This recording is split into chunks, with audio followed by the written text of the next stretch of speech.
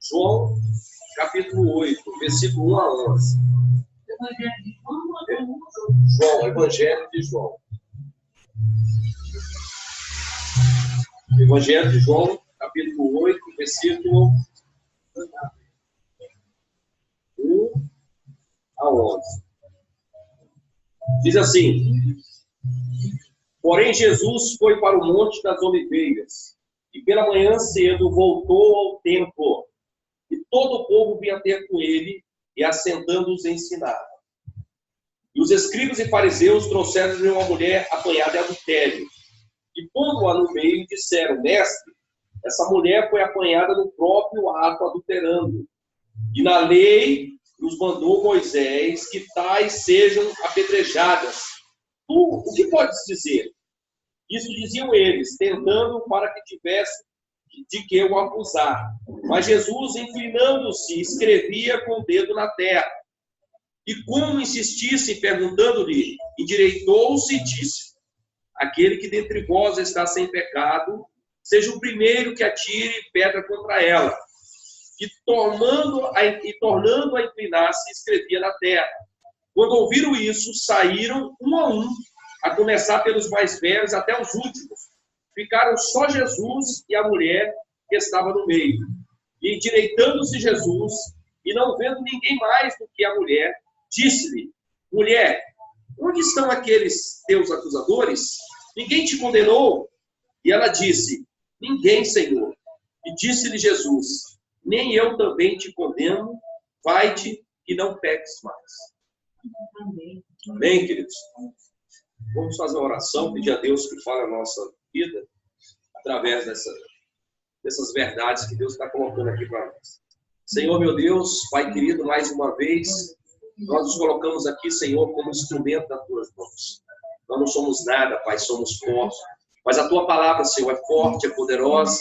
A tua palavra é capaz de entrar em nossos corações, mudar nossas consciências, Senhor, a respeito do pecado, do juízo e da justiça. E eu te peço agora, em nome do Senhor Jesus, que todas aquelas pessoas que estiverem nos ouvindo agora sejam tocadas e a tua palavra revelada em cada coração que se estende, que se abre nessa hora, em nome do Senhor Jesus. Amém. Queridos, aqui nesse texto nós temos um cenário muito interessante. Nós temos um cenário do pecador, nós temos um cenário onde o pecado está presente, nós temos um cenário onde pessoas importantes da sinagoga, do templo, estavam presentes, que eram os escribas e fariseus, e nós temos aqui uma pessoa que nós já podemos até dizer de antemão, que era Jesus, que era o único santo, que era o único que não cometeu pecado, também dentro desse mesmo cenário. E nós temos aqui um cenário, também vou ampliar mais um pouquinho esse cenário, que aqui se dá no Monte das Oliveiras, né? E ao mesmo tempo que se dá no Monte das Oliveiras, no versículo 2 vai dizer o seguinte: e pela manhã cedo voltou Jesus para o templo, né? E isso dá a entender o seguinte, que Jesus estava no Monte das Oliveiras e de repente ele volta para o templo, né? Não é esse o entendimento que a gente tem aqui? Mas vamos considerar que o lugar onde Jesus estava é o lugar da igreja. Vamos pensar assim, Jesus está no templo, igreja, e o Monte das Oliveiras também como um lugar onde as pessoas estavam ali para meditar, para fazer uma oração, para buscar a Deus, né? E o primeiro momento aqui que a gente vai pegar aqui nesse texto é que tudo aquilo que está escrito aqui são verdades. A verdade sobre o pecado, a verdade sobre a santidade e a verdade também sobre os acusadores. Mas nós vamos pegar aqui alguns erros que foram cometidos. Alguns erros que estão bem claros aqui para a nossa ideia aqui. A primeira delas as pessoas pegaram uma mulher em adultério. Se você olhar lá em Deuteronômio 22, você vai ver isso escrito, que a lei está dizendo isso mesmo. A mulher que for pega, vírgula, também está botando um rapazinho lá também. E o homem, os dois seriam apedrejados. Primeiro erro que eles cometem, a multidão traz aquela mulher para dentro da onde? Da igreja. Trouxeram a mulher para dentro da igreja e ali a colocaram, né? Agora eu pergunto para você. A igreja, ela nunca será um lugar de tribunal, de acusação. A igreja nunca será um lugar que cada um de nós iremos nos levantar para acusar alguém. A igreja, ela tem um outro papel. Aquela multidão cometeu um erro gravíssimo. Levaram para a igreja para matá-la, para destruí-la, para apontar os pecados, para dizer qual seria a sentença. E Jesus recebe aquilo ali, entraram, e Jesus, o texto, se você pegar outras versões, Jesus continua escrevendo ali no chão. As pessoas estavam acusando, as pessoas estavam levantando, né? E eram verdades. Agora, o que diz o texto lá em Deuteronômio 22, 22? Não precisava de uma multidão. Agora eu pergunto, será que uma multidão pegou aquela mulher daquele jeito? Ou se foi uma ou duas pessoas? Como chegou a se tornar uma grande multidão? Eu acho que alguém começou a propagar aquilo que não viu. Eu acho que alguém viu, contou para um e para o outro. Ah, eu vi também. Né? Daqui a pouco estava todo mundo dizendo que estava presente no momento que aquela mulher foi pega em adultério. E todo mundo agora se sente mobilizado num sentimento, né, de defesa do evangelho, pegar uma pedra, colocar na sua mão, e até o templo e dizer, eu também sou testemunha disso. O texto de Deuteronômio só fala que precisava de uma ou duas pessoas, duas testemunhas, era o suficiente para que você exercesse ali a função da lei que está lá em Deuteronômio. Então a gente começa a pegar esse primeiro erro do texto, quando a gente começa a perguntar, mas desse tanto de gente, né? Será que todo mundo viu mesmo? Ou alguém estava indo pelo impulso daquilo que comentaram, daquilo que fofocaram, daquilo que disseram, daquilo que parece que eu vi, daquilo que eu acho, que eu acredito, e você começou a se mobilizar em cima dessas conversas e entrou dentro da igreja para ser um acusador. E aí esse é o primeiro erro que a gente começa a buscar aqui, né? Que a igreja não é lugar de tribunal, a igreja é lugar de absolvição, a igreja é lugar para que as pessoas entrem com seus pecados e saiam daqui debaixo da graça de Jesus. Porque Jesus morreu na cruz, nós vamos cear daqui a pouco, para carregar os nossos pecados. Qualquer coisa que nos acusarem aqui, até que passe da conta, está tudo pago. Porque a Bíblia está dizendo isso, que Jesus pagou a nossa conta. Que não há nada que possa nos acusar. Por quê? Porque Jesus pagou a conta. Então, a igreja é lugar de quê? De tratamento.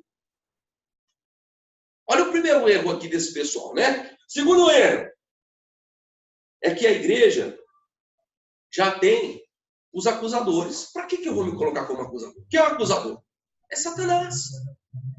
Será que nós estamos tomando o papel do outro, do acusador?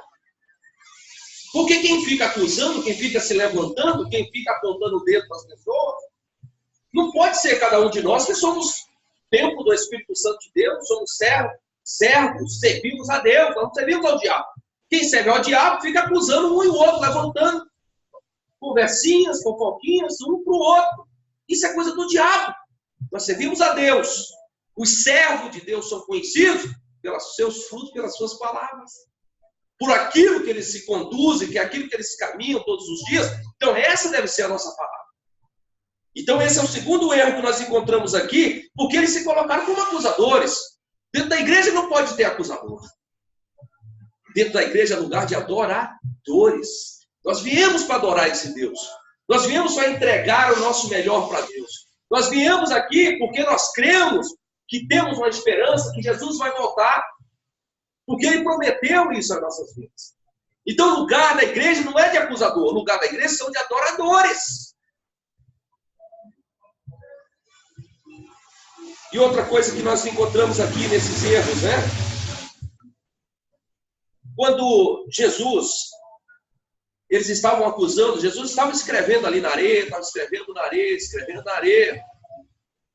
E eles acusando.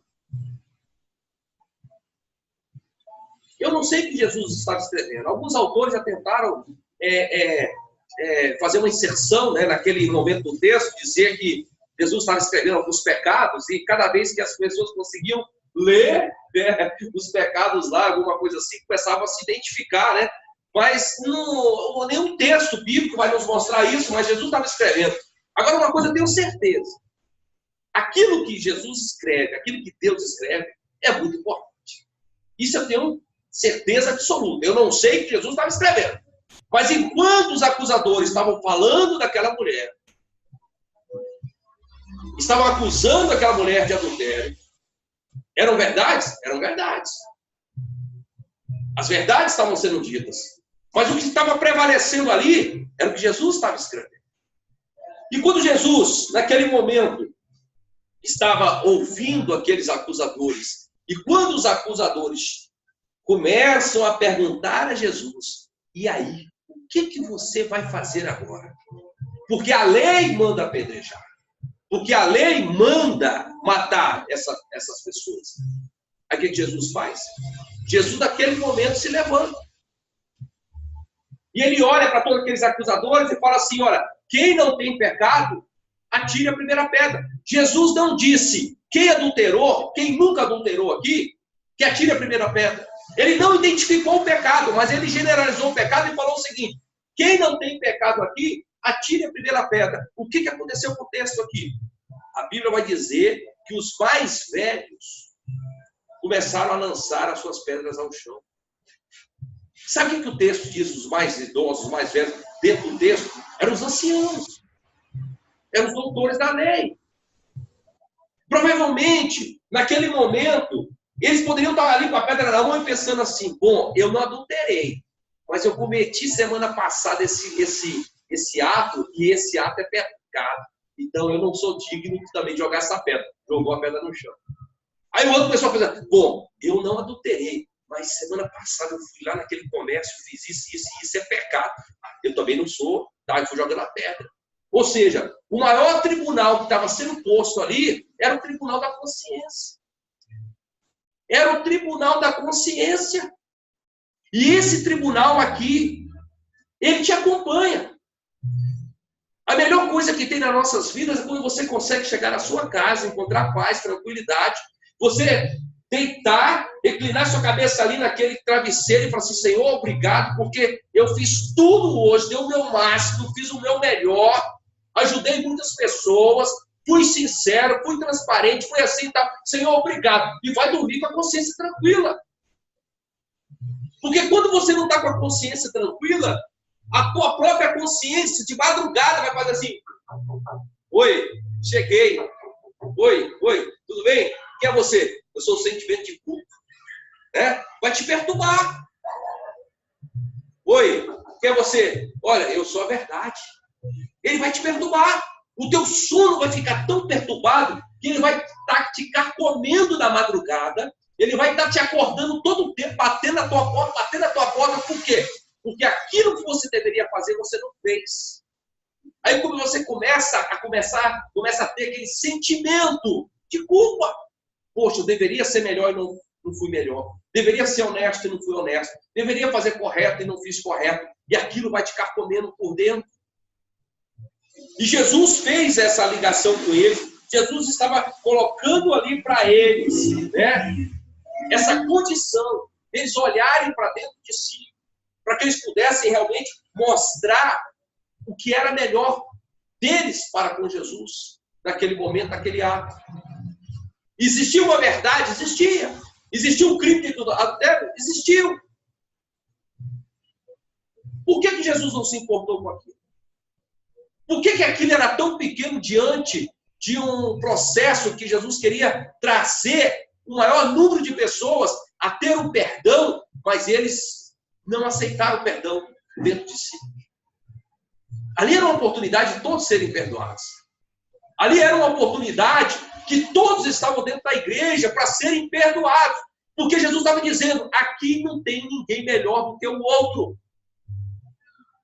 Quando Jesus pega a mulher adúltera e pega aquela multidão e iguala e diz assim, todos nós somos pecadores, ele estava dizendo, não tem melhor, aqui não tem melhor que o outro. O rico e o pobre são iguais. Todos aqui merecem da graça de Deus. Todos aqui merecem do perdão de Deus.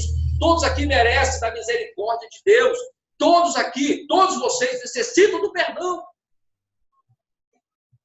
Jesus construiu naquele coletivo, naquele momento, um espaço para que todos pudessem receber. de Deus o perdão. Meu irmão, olha que tristeza dessa igreja. Olha que tristeza dessa igreja que estava diante de Jesus. No momento que eles tiveram a oportunidade de serem salvos, no momento que eles tiveram a oportunidade de receberem diretamente de Jesus o perdão, porque eles poderiam jogar suas pedras ao chão e ficarem lá e falar: Jesus, nós somos pecadores. E Jesus, naquele momento que estava escrevendo, Jesus não estava dando atenção no que eles estavam dizendo. Muitas vezes, o que eles estavam dizendo, Jesus reconhecia o levantar e o deitar de cada um deles. Jesus já conhecia os pecados de cada um deles. E quando Jesus se levanta e pergunta para aquela mulher: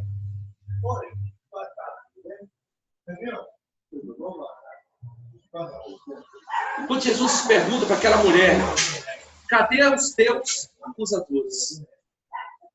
Cadê os teus acusadores? Todos foram embora. Sabe o que Jesus olha para aquela mulher e fala assim: então vamos lá, eu vou dar a bênção apostólica. Eu vou dar a bênção apostólica só para você. Cadê os irmãos da igreja? Todo mundo foi embora. Quando eles estavam aqui, Jesus não tem ninguém, só tem eu. Jesus falou: eu vou dar minha bênção apostólica. Jesus olha para ela e diz assim: os teus pecados estão perdoados. Os teus pecados estão perdoados. Ele não disse: olha, o teu pecado de adultério está perdoado. Não, ele disse: os teus pecados. Não somente aquele, todos. Qualquer um que você tenha cometido, mesmo que você tenha extrapolado, mesmo que você tenha feito durante muitos anos, mesmo que você tenha cometido isso na sua infância, mesmo que você tenha cometido isso num ato impensado da sua vida, mesmo que você tenha cometido esse pecado no momento que você estava numa crise, eu estou dizendo: os teus pecados estão perdoados. E ainda deu um mandamento: vá e não peques mais. O que isso representa para cada um de nós? Que aquela igreja perdeu a oportunidade de receber a bênção apostólica final. O culto estava tão bom, porque ele deu uma palavra. Quem não tem pecado, atire a pedra. É o momento de nós confessarmos nosso pecado. É quando o pastor pergunta: irmãos, quantos aqui querem receber a bênção de Deus? Quantos aqui querem reconhecer que Deus é o Deus que perdoa? Então, para eu receber o perdão de Deus, eu tenho que reconhecer os meus pecados e permanecer na presença dele. Porque aqueles que reconhecem pecado e saem da presença dele, não são dignos de perdão. O perdão de Deus é você reconhecer os seus pecados. Sou um pecador e permanecer diante dele para receber a bênção. Cadê teus acusadores? Foram todos embora.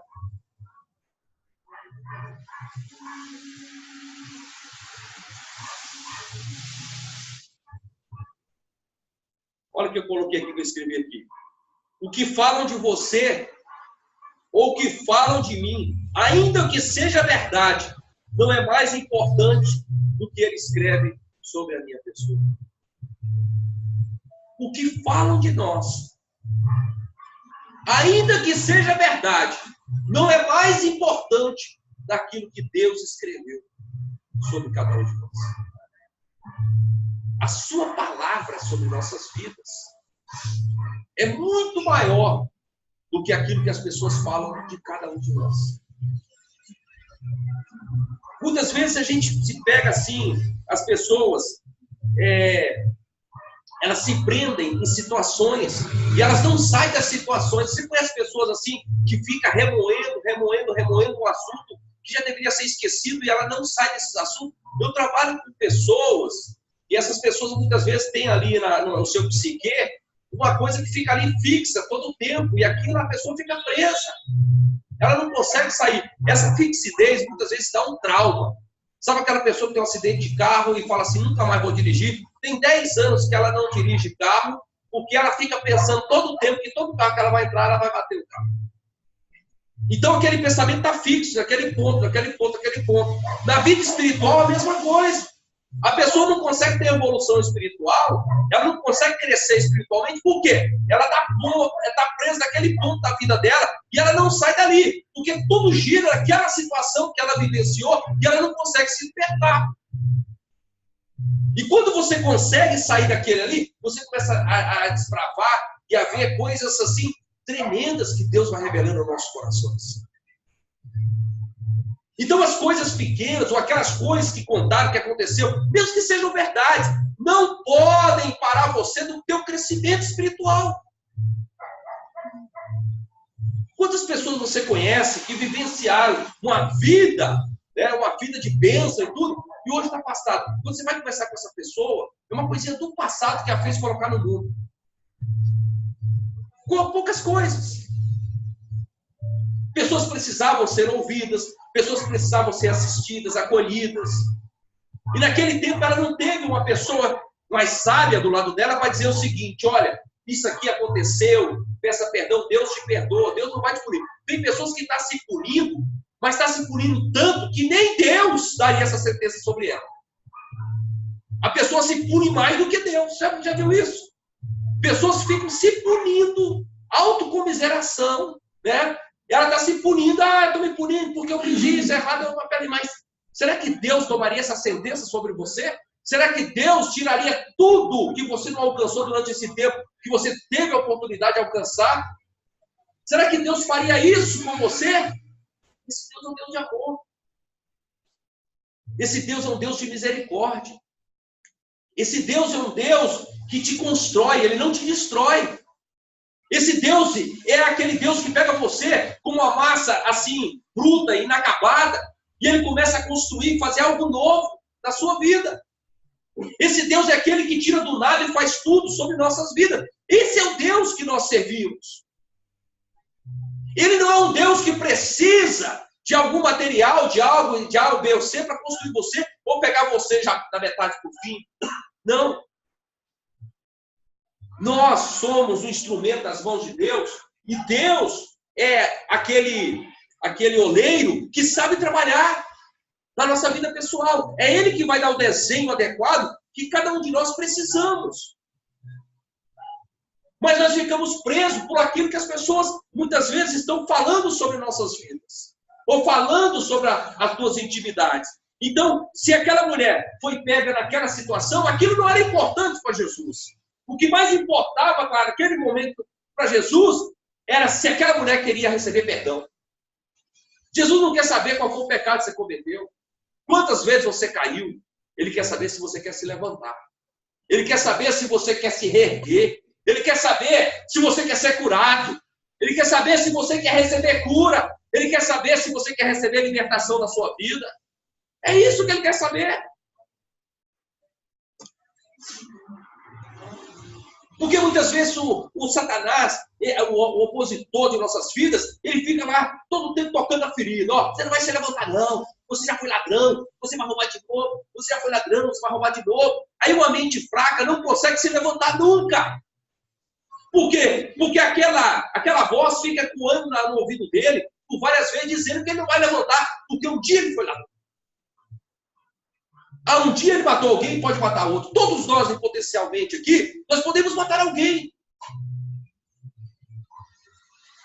Então não é o fato de ter cometido um erro que você vai errar sempre.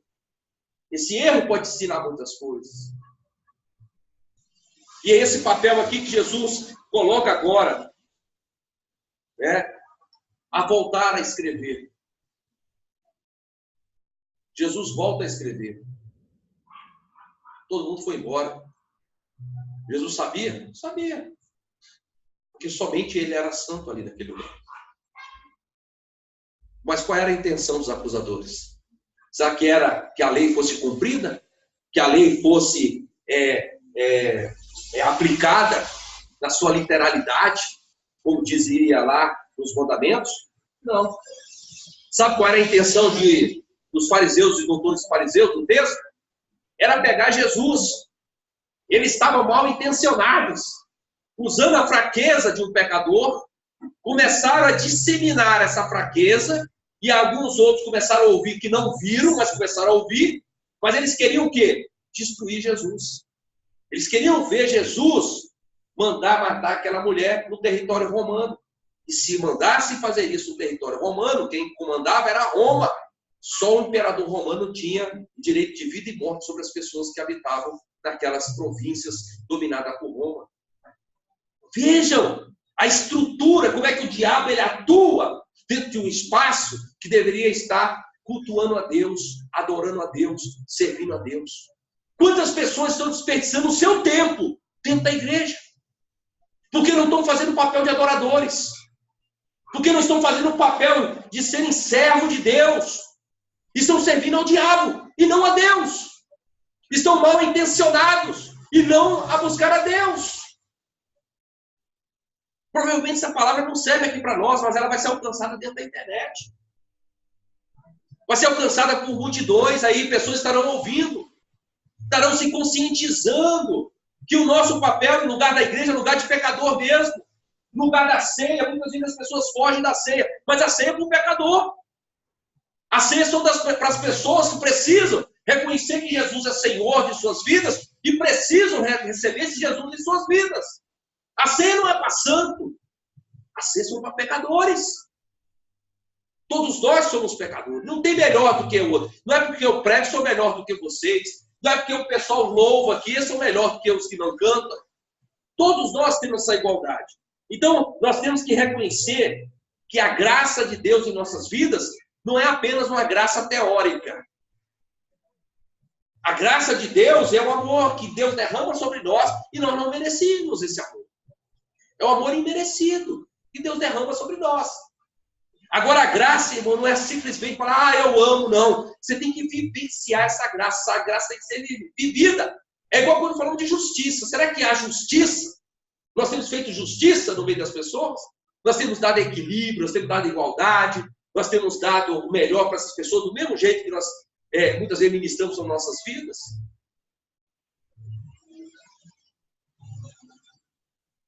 Eu passei agora 4 dias, acho que foi terça, acho que desde segunda ou terça que eu fiquei acamado, né, dessa sinusite. Estou até falando um pouco fã, os meus ouvintes aqui, os internautas vão descobrir que a minha voz aqui está um pouco fã, mas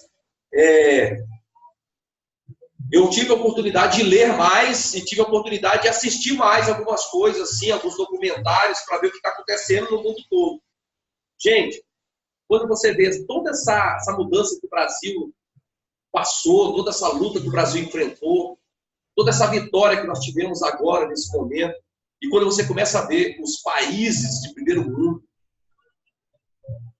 eu fico até arrepiado estou falando isso, os países de primeiro mundo, grandes empresas dizendo assim, eu vou investir no Brasil, eu vou levar isso para o Brasil. Nós ganhamos até de Israel. Israel está mandando para cá, para o Brasil, uma usina para poder transformar essa água do mar em água doce, ensinar como é que é feito, as plantações, né, no Nordeste. Gente, é algo fantástico. Os céus se abriram sobre o Brasil, a prosperidade sobre o Brasil, eu creio nisso.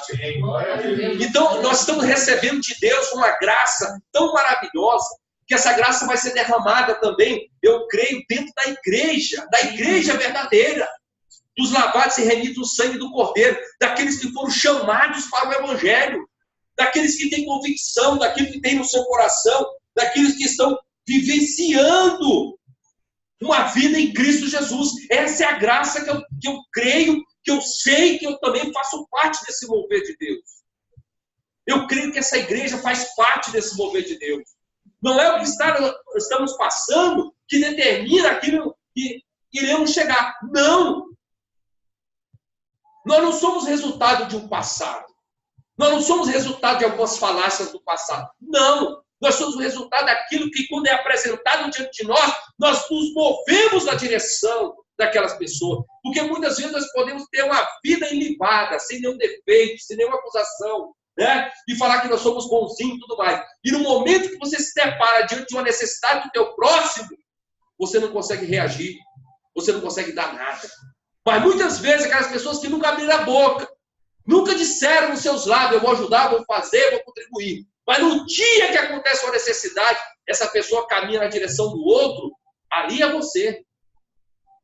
Porque você não é feito de passado, nem é feito de futuro. Você é feito do presente. É aquilo que você é aqui e agora diante de Deus.